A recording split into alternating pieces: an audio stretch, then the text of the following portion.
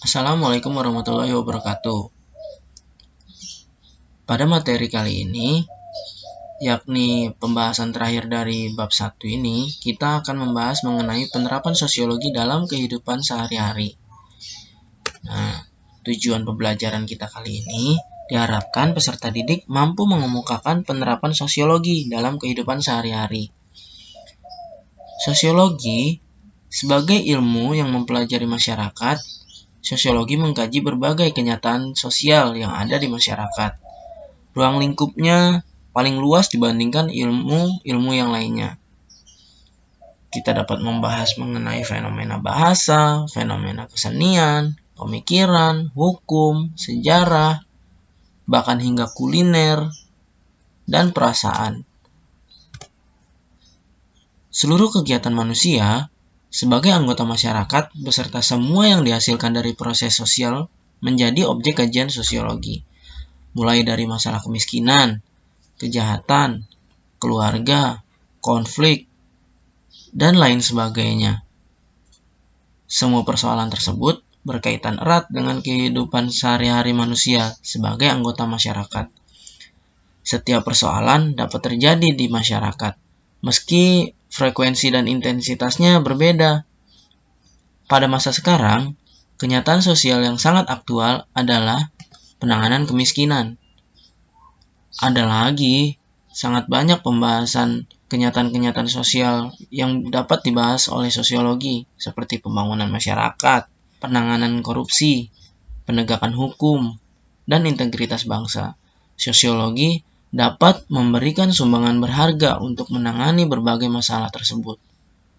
Pada awalnya, kajian sosiologi semata-mata hanya untuk memahami realitas yang ada.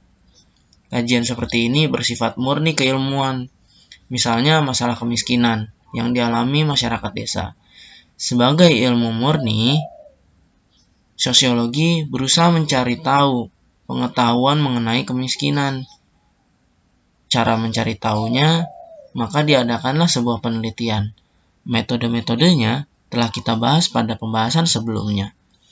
Nah, yang dicari tahu dari kemiskinan itu mengapa kemiskinan terjadi, apa akibatnya dari kemiskinan itu, dan seberapa tinggi sih kemiskinan yang terjadi. Nah, mengapa kemiskinan terjadi bisa dibahas dengan menggunakan metode kualitatif, dan tingginya kemiskinan dapat dikaji dengan metode kuantitatif. Nah, dari jawaban-jawaban pertanyaan yang telah disebutkan ini, oleh sosiologi dijadikan sebagai ilmu atau sebagai teori. Jawaban itu hanya untuk mengembangkan sosiologi sebagai teori. Sosiologi tidak bertujuan untuk mencoba mencari jalan keluar agar masyarakat bisa terbebas dari kemiskinan. Tapi, apabila kajian mengenai kemiskinan ditujukan untuk merumuskan langkah-langkah praktis dalam menangani kemiskinan, barulah sosiologi memasuki tahap terapan. Disinilah arti penting sosiologi bagi kehidupan manusia. Sebagai ilmu terapan, sosiologi dapat membantu manusia memecahkan berbagai persoalan yang dihadapi masyarakat.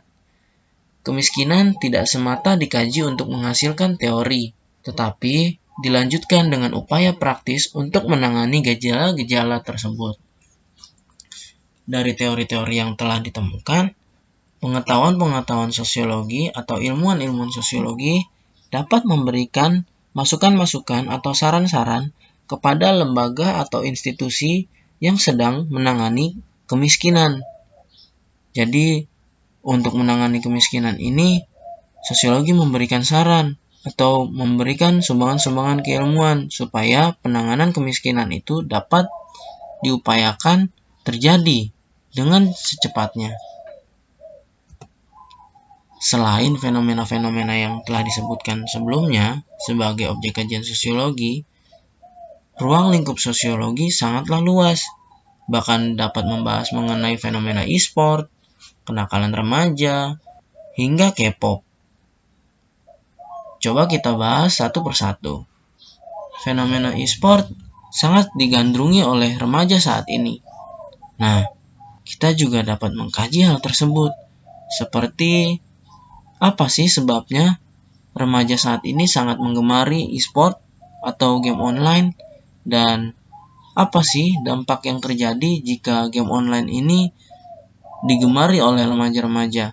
Atau tentang kenakalan remaja, kita bisa melihat pada gambar tersebut.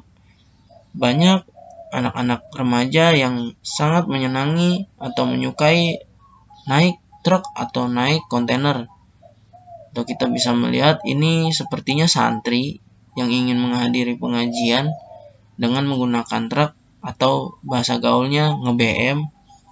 Nah, tujuannya sih baik, tapi caranya itu loh yang salah.